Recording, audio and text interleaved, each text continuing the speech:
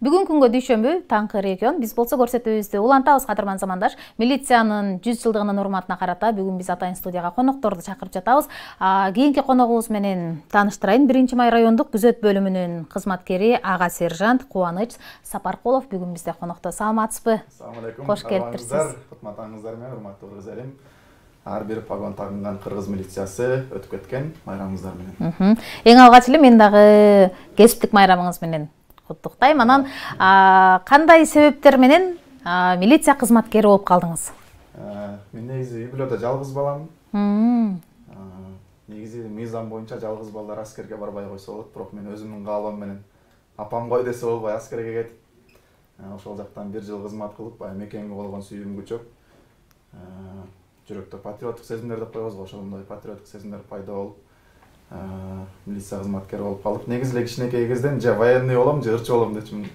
Азыр апам да тамашалап калат, экөө тең болдуң деп. Азыр ошол эки аскер кызматкерисиз дагы, ошол эле учурда колуңузда аккордеонуңуз бар. Анан музыкалык билим да алган белеңиз? Музыкалык билим алганбыз. Бюлбүс Арабек Шиналиев атындагы Кыргыз мамлекеттик маданият жана искусство университетинде окуганбыз.